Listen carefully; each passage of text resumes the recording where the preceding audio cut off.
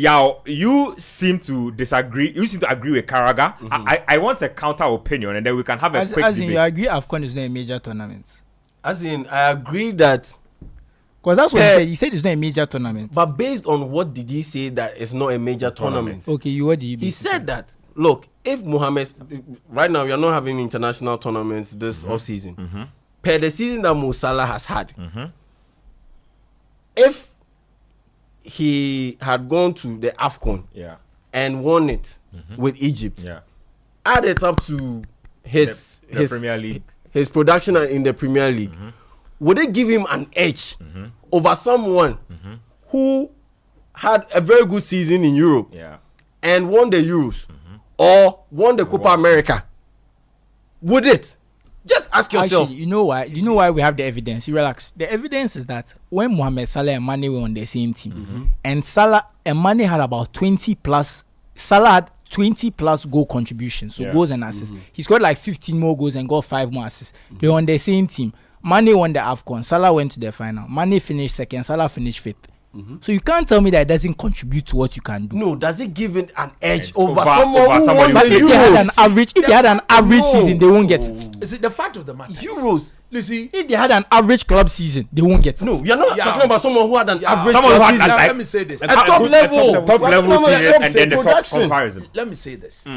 If you watched the video, It's about the body foremost- language. Yeah, it was first and foremost, Yeah, you don't need to win the AFCON to win the Balon d'Or. you don't. I agree. George Weah has never played. in George AFCON. Weah has never I played agree. AFCON. He won it. I agree. Yes. He should have even won it for the second time in a row. You know what stopped him? He had a physical assault with one player. And I quite remember we had spat on the player.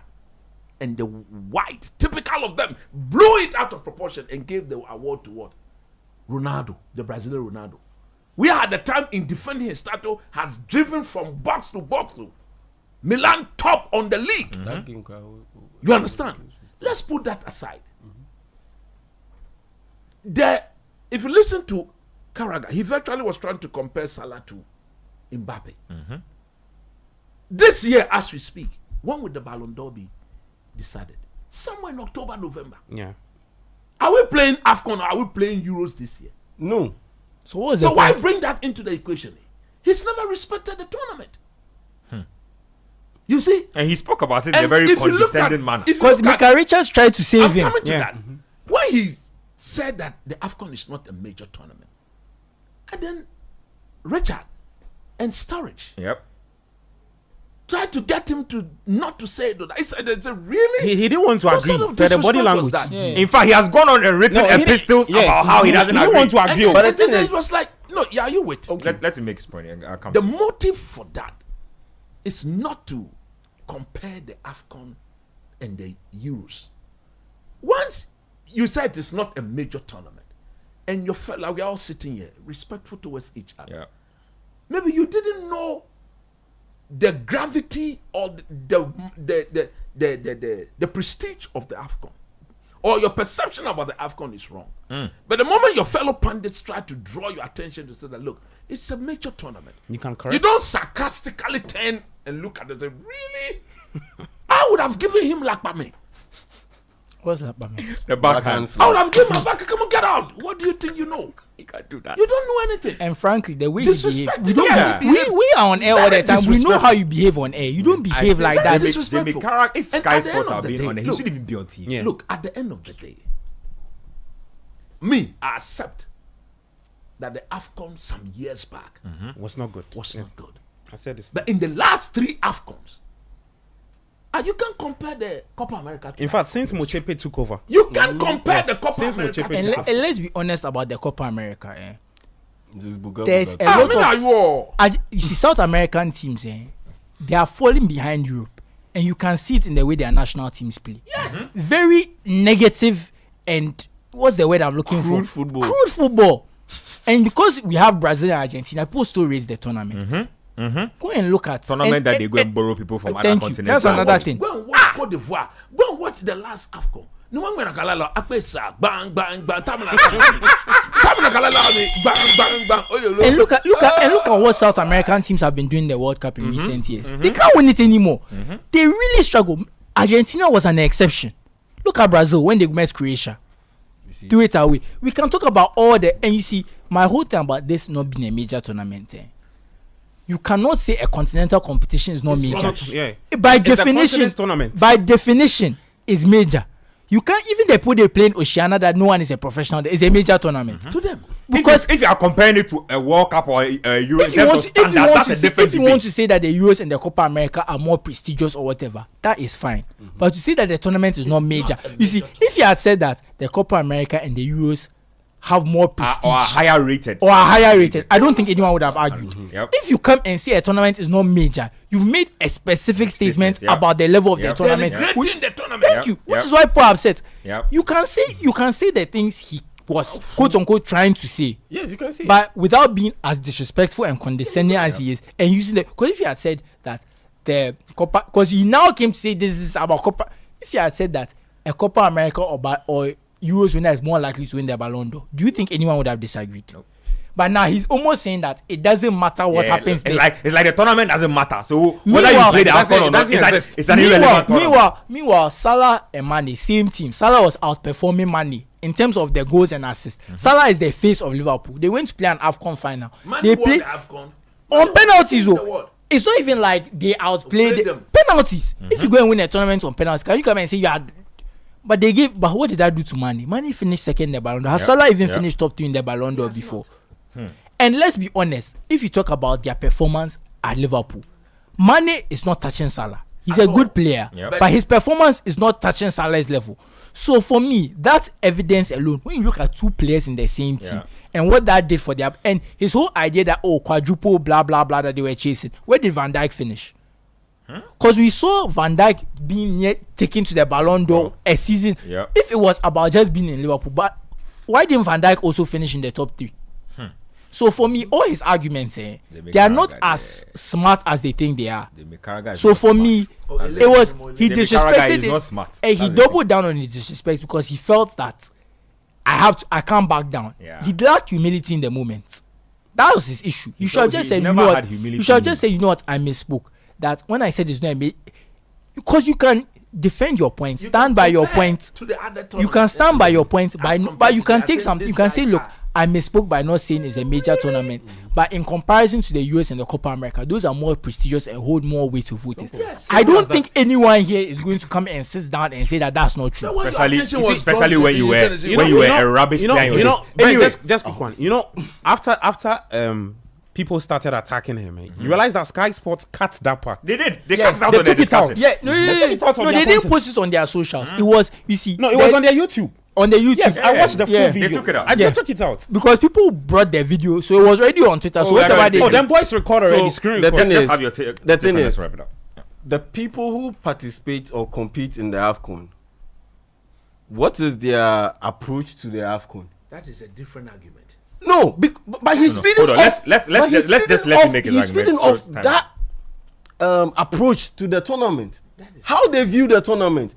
Remember, players speak among themselves. So we've had our best players played in our tournaments. They speak among themselves. We have our best players. Yes, they play in the tournament, but what is their approach to the tournament? They wait till the last moment until sometimes they are forced to come to play the tournament before they come. But that's partly because of the time of the tournament. No, when we started playing the tournament in summer, who complained? I am getting there. Please, we don't have enough time. I am getting there. Please wrap it up for me. I am getting there. We play. Okay, let me finish up on the approach. Andre Onana, what time did he report to the Cameroonian national team camp for the AFCON? About a third game also. Yeah. Before. He came for the third game. He missed the last. He missed the first 2 games. I'm sitting back and I watch Onana. I'm let's say Garnacho, and I see Onana approach the AFCON the way he did, and they ask me a simple question. Oh, do you regard the AFCON? But that's not isolated. That's not isolated. The point you are making. But the point finish. No. Let him make his point. Ghana, we are looking at Black Stars. What happened at the last AFCON?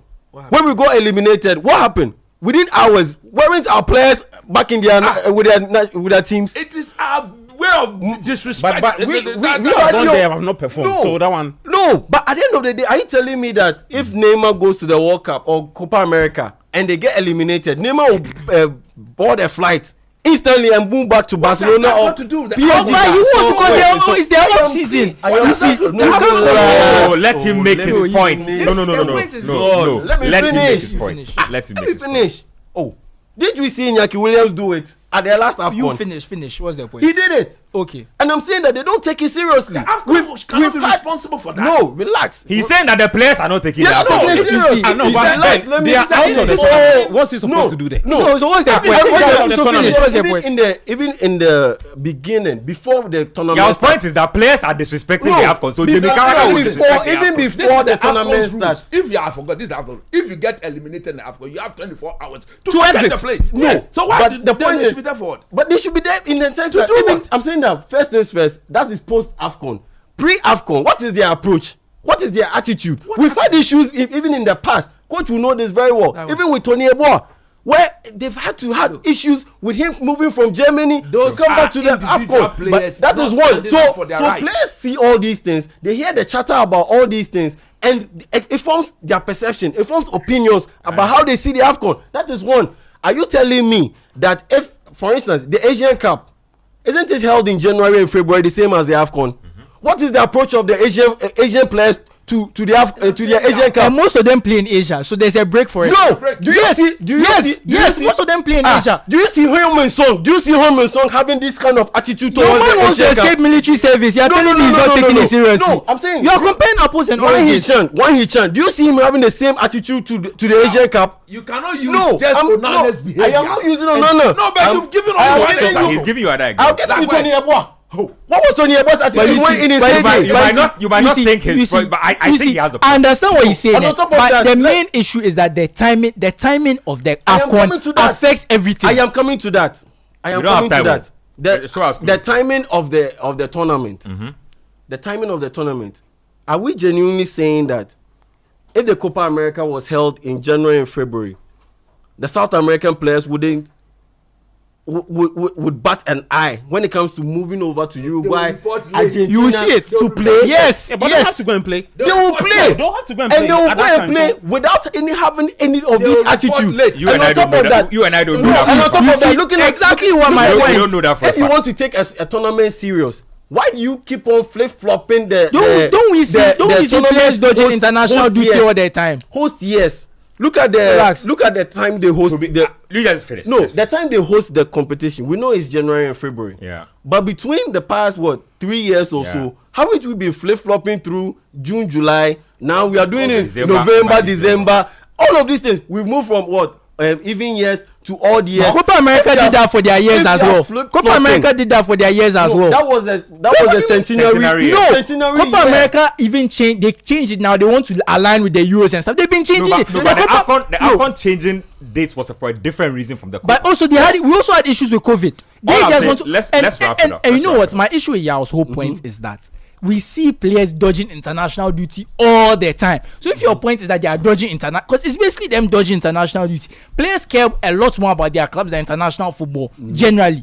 It's when it's tournament time that they wake up. But because of the time of the tournament, players are afraid they'll lose their place. Have we not seen players say that I am afraid I'm going to lose my place? They've said it before that because they're afraid they want to lose their place. That's why they don't want to play. I also that's a huge part of it. And the FA doesn't pay them even a 10% of what their clubs pay them. This is what I think. Let's just defend. No more argument. This is what I think. I definitely think that moving AFCON dates around contributes to disrespect to the tournament. I agree. It is very disrespectful to the tournament. Okay, today January, February, tomorrow November, December, June, July. It's very disrespectful. We should just do June, July. Then I think most people are basing their arguments on the last 2 AFCONs that we've had, which have been great.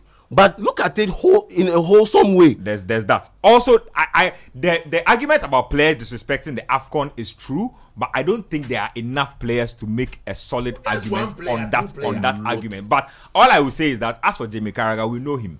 We know who he is. We know who he was when he played, and he doesn't have the gravitas. He does not have the gravitas to be talking like that. Hall of Famer, Hall of Mini.